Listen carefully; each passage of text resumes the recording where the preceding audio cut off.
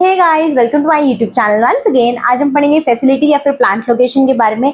Trust me, बहुत easy chapter है, साथ ही साथ बहुत इंपॉर्टेंट है, क्योंकि इस चैप्टर में एक तो ये चीज फैक्टर्स इफेक्टिंग और एक मैं नेक्स्ट वीडियो में मोस्ट प्रोबेबली या फिर हो सकता है इस वीडियो के साथ अटैच भी कर दूं। अगर ये वीडियो लंबी हो गई तो फिर मुझे देख लूंगी, मैं नेक्स्ट वीडियो पार्ट 2 डालूंगी। अगर मुझे लगा कि डल सकता है तो इसमें डालूंगी, क्योंकि आई नो बोरिंग हो जाती है। ठीक है, एक चीज ये और एक टूल्स एंड टेक्निक्स, वो इस चैप्टर के दो ही मेन कंसेप्ट है जो इंपॉर्टेंट है, पेपर में आने वाले हैं। ठीक है, श्योरिटी से या 100% तो मैं नहीं कहूंगी, पर मैं इतना कह सकती हूँ कि इंपॉर्टेंट है, ये करके जाना। ठीक है, चलो लेट्स गेट स्टार्टेड। सबसे पहले मीनिंग समझो। देखो, जब भी आप कोई भी प्रोडक्ट बनाते हो, किसी भी चीज की प्रोडक्शन करते हो, फॉर एग्जांपल अगर आप कार की प्रोडक्शन है, या किसी मेकअप प्रोडक्ट की है, या किसी भी प्रोडक्ट की है, किसी भी कोई भी इंडस्ट्री, कोई भी प्रोडक्ट, कुछ भी है, ठीक है, उसके लिए आपको एक जगह तो चाहिए होती है। और जगह आप ऐसे तो नहीं करते कि पसंद आ गई, खरीद ली, हो गया। नहीं, अगर आप ये चीज कर रहे हो तो बिलीव मी, ये गलत है। क्योंकि आप जब जगह ले रहे हो, आपने कोई और फैक्टर देखा ही नहीं कि वो जगह कितने की है, और अगर मैं लूंगा तो क्या वो जगह सेफ है या नहीं है। आपने सिर्फ हाथ रखा और बोला ये जगह मेरी, may be right may be wrong. ठीक है, तो चलो, फैसिलिटी लोकेशन का मतलब होता है refers to selecting the best possible place for setting up business operation like production, storage and services etcetera. ठीक है, एक ऐसी जगह खरीदना, ठीक है, बिजनेस एक्टिविटी को करने के लिए, ताकि आप उसमें प्रोडक्शन कर पाओ या स्टोरेज कर पाओ या सर्विसेज, ये सब चीजें आप कर पाओ। ठीक है जी, अब ये चीज ध्यान रखना, ये जो डिसीजन होता है ये स्ट्रैटेजिक डिसीजन होता है। ये वर्ड बहुत इंपॉर्टेंट है, स्ट्रैटेजिक डिसीजन। ठीक है, अगर आपके पास अभी पेन पेपर कुछ भी है तो नोट कर लो, साइड में नोट्स बनाओ। स्ट्रैटेजिक डिसीजन का मतलब है ऐसा मेन डिसीजन, ठीक है, जो कि एक तरीके से इरिवर्सिबल है। फॉर एग्जाम्पल, आपने कहीं पे एक लोकेशन ले ली 50 लाख रुपए की, आपने एक जमीन ले ली, एंड कल को आपको पता चला, जब सब कुछ हो गया, रजिस्ट्री हो गई, हर एक चीज हो गई, 1 साल बाद 2 साल बाद वहां पे फ्लड आ जाती है। फ्लड आ गई और आपकी जो लोकेशन थी उसका बहुत बुरी तरीके से डैमेज हो गया। ठीक है, अब वो आपके 50 लाख, ये जितने की भी आपने ली थी, सब डूब गया, या अर्थक्वेक आ गया, डूब गया। ठीक है, या वो किसी तरीके से जो जगह ली थी वो गवर्नमेंट ने अपने अंदर, मतलब अपने कंट्रोल के अंदर ले ली, कुछ उस पर केस चल रहा था, कुछ भी चल रहा था, तो भी आपके पैसे डूब गए। समझ में आई? तो बेसिकली एक ऐसा डिसीजन है जो बहुत सोच समझ के लेना चाहिए, क्योंकि अगर पैसे लग गए, रिसोर्सेज लग गए, तो वापस नहीं आएंगे। ठीक है, तो जब हम बोलते ना, हाँ हाथ रख दिया तेरे भाई ने, ले ली, नहीं ले ली, अच्छी बात है, कॉन्ग्रेचुलेशंस, लेकिन बहुत सारे फैक्टर्स होते हैं जिनको ध्यान में रखना पड़ेगा। ठीक है, अब ये फैक्टर्स क्या है, ये सब चीजें पढ़ते हैं, और यही इंपॉर्टेंट है। मीनिंग तो सिर्फ समझने के लिए था कि जो आप जगह लेते हो that is called plant location, या फिर आप फैसिलिटी लोकेशन बोल सकते हो। ठीक है, चलो फैक्टर कौन से इंपैक्ट करते हैं। फर्स्ट आता है सिलेक्शन ऑफ नेशनल और इंटरनेशनल लोकेशन। जब आप अपना बिजनेस नेशनल बाउंड्रीज या फिर इंटरनेशनल करते हो, तो वहां पे बहुत सारे फैक्टर्स होते हैं जो आपके बिजनेस को इंपैक्ट करते हैं, जिससे आप डिसाइड करते हो कि मेरे को किस कंट्री में अपने जो प्लांट लोकेशन है, मेरे बेसिकली जो जगह लेनी है वो कहाँ लेनी है, अपनी में, किसी और कंट्री में, और अगर किसी और में लेनी है तो ये सारे फैक्टर इंपैक्ट किस तरीके से कर रहे हैं, नेगेटिवली, पॉजिटिवली, फिर उस कंट्री में लेनी है या नहीं, या फिर उसमें भी चेंजेस लाने, ये सब चीजें देखी जाती है। ठीक है जी, फर्स्ट आता है पॉलिटिकल स्टेबिलिटी। किसी भी कंट्री में अगर पॉलिटिकल पीस है, गवर्नमेंट की रूल, मतलब गवर्नमेंट बार बार चेंज नहीं होती, पॉलिसीज नहीं चेंज हो रही है, पीस है, वॉर नहीं है, तो आप वहां पे मतलब एक शांत माइंड से इन्वेस्टमेंट कर सकते हो। ठीक है, बाकी एक बारी फैक्टर्स कांस्टेंट रख के देखो कि आप इन्वेस्टमेंट जो है कर सकते हो। लेकिन मान लो किसी ऐसी कंट्री में जहां पे वॉर की चांसेस बहुत ज्यादा है, या फिर करंटली वॉर चल रही है, या गवर्नमेंट जो है वो स्टेबल नहीं रहती, क्या वहां आप इन्वेस्ट करोगे? नहीं, आप हमेशा डर के रहोगे कि क्या पता मेरा पैसा डूब ना जाए। समझ में आए? नेक्स्ट आता है गवर्नमेंट रूल्स। गवर्नमेंट के रूल्स एंड रेगुलेशंस किस तरीके से है, गवर्नमेंट लीनियंट है, ठीक है, आपको कोई इंसेंटिव्स मिल रहे हैं, कोई सब्सिडीज मिल रही है, या कुछ भी, ठीक है, गवर्नमेंट कोई रिस्ट्रिक्शन लगा रही है, नहीं लगा रही, हर एक चीज उसके पॉलिसीज, रूल्स, रेगुलेशन मायने रखते हैं। अगर तो स्ट्रिक्ट रूल्स है तो आप सोचोगे कि यार इस कंट्री में इन्वेस्ट नहीं करना, किसी एक कंट्री के रूल्स ठीक है, लीनियंट है, तो आप उसमें इन्वेस्ट करोगे। ठीक है, नेक्स्ट आता है इंपोर्ट एंड एक्सपोर्ट कोटास। अब देखो, कई बार क्या करते हैं, गवर्नमेंट रिस्ट्रिक्शंस लगा देती है इंपोर्ट करने पे।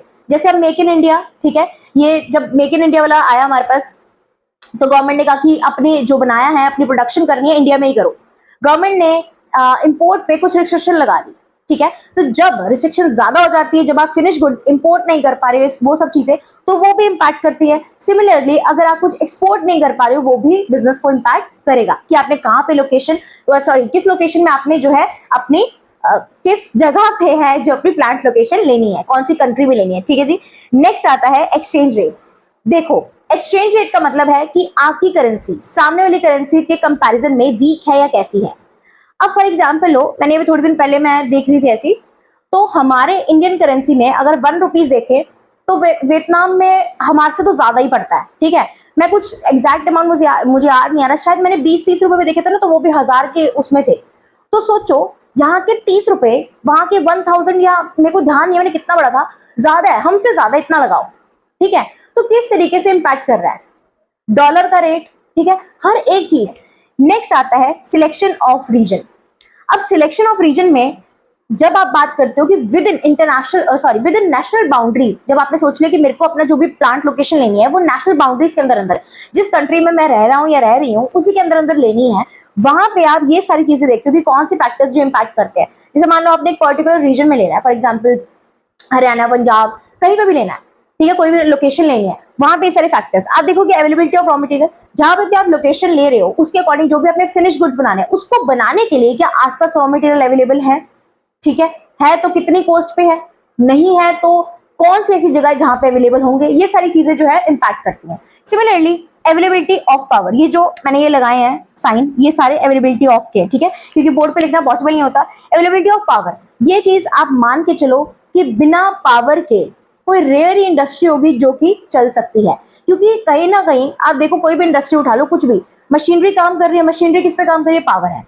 और आप उस स्टेट में या उस रीजन में किसी भी जगह पे आप लेना चाहोगे अपनी लोकेशन, जहां पे एक तो अवेलेबिलिटी भी हो पावर की, साथ ही साथ जहां पे पावर सस्ती भी हो, क्योंकि एट द एंड तो आपको प्रॉफिट लेना है ना अपने बिजनेस में, समझ में आई।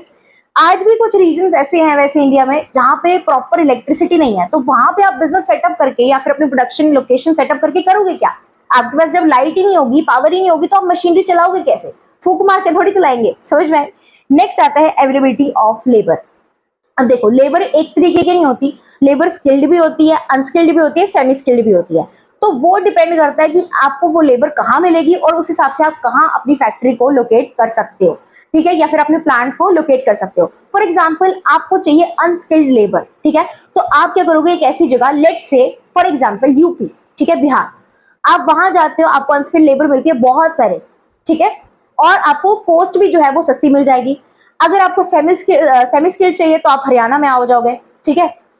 अगर आपको स्किल चाहिए, मान लो फॉर एग्जांपल आप आईटी सेक्टर, आपकी जो आईटी सेक्टर है, ठीक है, सॉफ्टवेयर इंडस्ट्रीज या आईटी इंडस्ट्रीज में आप हो, वहां पे आपको स्किल्ड लेबर चाहिए, उस हिसाब से आपको लोकेशन ढूंढनी पड़ेगी फैक्ट्री की, जैसे कि लगा लो गुड़गांव, बैंगलोर, समझ में आया। तो ये सारी चीजें जो है, ये फैक्टर्स जो है इंपैक्ट करते हैं। आप सोचो आपको यूपी में स्किल्ड लेबर मिल जाए, समझ में आ रही है, मिल सकती है, पर नेक्स्ट टू इम्पॉसिबल वाली कहानी क्यों करनी, पैसे क्यों वेस्ट करने, समझ भाई। तो अगर आपको जिस टाइप की लेबर चाहिए उस टाइप की लोकेशन में आपको जाना भी पड़ेगा। नेक्स्ट आता है मार्केट। जो भी आप प्रोडक्ट बना रहे हो उसको आपको अगर एट द एंड मार्केट में तो बचाना ही है, तो मार्केट आसपास है या दूर है, ठीक है। स्पेशली आप क्या देखते हो, मान लो अगर आपकी पेरिशेबल गुड्स मतलब बनाने की प्रोडक्शन जो है, आपका प्रोडक्शन प्लांट जो भी आपका, वो पेरिशेबल गुड्स बनाता है, ठीक है, जैसे कि लेट से दूध हो गया, ठीक है, वेरका का, मदर डेयरी का, ठीक है। तो यहाँ पे क्या है, पेरिशेबल आइटम है, जल्दी खराब हो जाएगी, ठीक है। तो जो मार्केट्स आपको, जो लोकेशन आप सेट कर रहे हो ना, वो मार्केट के आसपास होनी चाहिए, ताकि मार्केट में सामान इजीली पहुंच भी जाए, बिक भी जाए और आपको प्रॉफिट भी हो जाए। सोचो 4 घंटे 6 घंटे आप दूर रख रहे हो किसी भी ऐसी चीज को जो कि 1 घंटे में खराब हो सकती है, कोई फायदा ही नहीं है। आपको कोई चीज आज पहुंचानी है अपनी फैक्ट्री से, अपनी लोकेशन से मार्केट में, और वो परसों तरसों पहुंच रही है या कल पहुंच रही है, डजंट मेक सेंस। मतलब मान लो ब्रेड की डेट आज खत्म हो चुकी है और कल वो मार्केट में जा रही है, पैसे वेस्ट, समझ में आई। Next and last is transportation. आपके पास ट्रांसपोर्टेशन है, ठीक है, अगर आपको जैसे ट्रांसपोर्टेशन हर किसी को चाहिए, कनेक्टिविटी चाहिए, ठीक है, तो वो एरिया आप सिलेक्ट करोगे जहां पे आपके पास ट्रांसपोर्टेशन अवेलेबल है किसी भी तरीके की, रोडवेज, रेलवेज, ठीक है, या वाटरवेज, ठीक है। ऐसी लोकेशन सेट करना जहां पे प्रॉपर कनेक्टिविटी ऑफ रोड्स नहीं है, ट्रांसपोर्टेशन हो ही नहीं सकता, वहां व्हीकल्स ही नहीं चल पा रहे ढंग से, ब्रेकेज बहुत ज्यादा हो रही है, वहां पे अगर आप अपनी लोकेशन सेट कर लेते हो तो आपकी प्रोडक्शन में भी डिले आएगा, क्योंकि रॉ मटेरियल भी ढंग से नहीं पहुंच पाएंगे, ठीक है। प्रोडक्शन में डिले आएगा तो पहुंचने में तो डिले आएगा ही आएगा कस्टमर तक, समझ में आया। नेक्स्ट आता है सिलेक्शन ऑफ टेरिटरी। जब आप टेरिटरी में अपना लोकेशन सेट करना चाहते हो तो वहां पे 3 फैक्टर्स आते हैं, urban, rural and semi urban. अब देखो इसमें भी ऑलमोस्ट सेम पॉइंट्स है सब में, मैं आपको बता देती हूँ क्या है। जनरली जो स्मॉल स्केल इंडस्ट्रीज होती हैं वो सेटअप करती हैं अर्बन एरियाज में। उसका रीजन समझो, अर्बन एरियाज में आपके पास ट्रांसपोर्टेशन फैसिलिटी भी मिल जाएगी, वाटर, पावर, सब कुछ मिल जाएगा, ठीक है। तो स्मॉल स्केल इंडस्ट्रीज क्यों यहाँ सेटअप करती है, लार्ज स्केल क्यों नहीं करती, ये भी थोड़ा सा डिफरेंस समझो।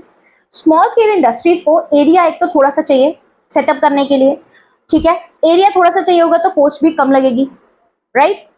सिमिलरली रूरल एरियाज में लार्ज स्केल इंडस्ट्रीज का ज्यादा स्कोप है, क्योंकि वहां पे एक तो उनको जो फायदा मिल जाता है, सब्सिडीज वगैरह ये सब चीजें गवर्नमेंट की तरफ से तो मिल ही रही है, साथ के साथ जो लैंड है, लेबर है, वो भी सस्ती मिलेगी, ठीक है। ये तो आप सबको पता है कि रूरल एरियाज में थोड़ा सस्ता रहता है रेट, ठीक है, लैंड का भी, और अर्बन में हाई रहता है। अब वो कितने से रहता है, वो रेशो क्या है, ये सब चीजें इसमें मायने नहीं रख रही अभी आप ये समझो कि अर्बन में आप ये देखो कि रॉ मटेरियल है या नहीं है, पावर है कि नहीं, लेबर है कि नहीं, ये सारी चीजें आप उसमें भी देखोगे, इसमें भी देखोगे। सेमी अर्बन एरियाज वो एरियाज होते हैं जो कि आप ये कह सकते हो आउटस्कर्ट ऑफ अर्बन एरियाज, ठीक है, बाहरी हिस्से में। तो बेसिकली एक ऐसा जहां पे दोनों के बेनिफिट्स कवर हो जाए, आपको यहाँ पे थोड़ी बहुत इंसेंटिव्स मिल जाएंगे क्योंकि वो रूरल में भी थोड़ा सा काउंट हो रहा है, और बाकी सारी जो कनेक्टिविटी है और लेबर है, ये सब चीजें, ट्रांसपोर्टेशन, ये सब चीजें आपको मिल जाएंगी। समझ में आया।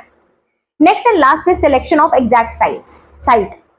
अब देखो क्या है, पहले आपने शुरू करा कंट्री या कंट्री से बाहर की बात, फिर आप अंदर आए रीजन में, फिर आप और थोड़ा अंदर आए टेरिटरी बेसिस पे, फिर आप पूरे ही अंदर आ गए कि यार अब एग्जैक्ट साइट अगर हमारे को कोई एक एग्जैक्ट किसी एरिया पे चाहिए, तो वो जब मैं कोई साइट खरीद रही हूँ, ठीक है, देख रही हूँ कि मुझे ये पसंद आ रही है, उसमें कौन से फैक्टर हैं जो मेरे को इम्पैक्ट करेंगे कि ये खरीदनी है या नहीं खरीदनी, ठीक है।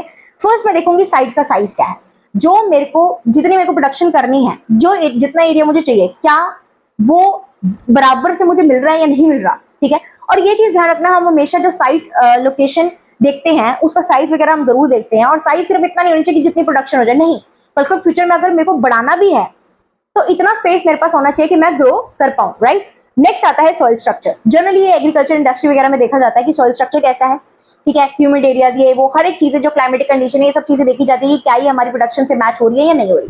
नेक्स्ट आता है वाटर एंड ड्रेनेज। ऑब्वियस ही बात है, बहुत सारी प्रोडक्शन प्रोसेसेस ऐसे होते हैं जिसमें वाटर की जरूरत पड़ रही होती है, ठीक है। तो वाटर एंड ड्रेनेज सिस्टम पूरा है कि नहीं है, कहीं ब्लॉकेज तो नहीं जाएगा, कोई दिक्कत तो नहीं आएगी, वाटर फैसिलिटी है या नहीं है, कहीं ऐसा हो कि मेरी मशीनरी मेरे को मतलब प्रोडक्शन प्रोसेस में मेरे को पानी चाहिए और मैं देख रही हूँ यार पानी कहाँ है, फिर मेरे को गाँव जाना पड़ रहा है मटका लेकर, खैर, ठीक है। Last is cost of construction. उसको पूरी साइट पे जो कंस्ट्रक्शन की कॉस्ट आ रही है, सब कुछ बनाने की, बिल्डअप करने की, वो मेरे को कितनी आ रही है। जनरली हम जो एक एंटरप्रेन्योर होता है वो यही देखता है कि जो कॉस्ट आए वो कम आए, ताकि प्रॉफिट जो है वो मैक्सिमम कमा पाए, ठीक है जी। ऑलराइट, इस वीडियो में बस इतना ही, एंड आई होप आपको अच्छे समझ में आएगा। कोई भी प्रॉब्लम हो तो कमेंट में down, like share subscribe my channel. जय श्री राम।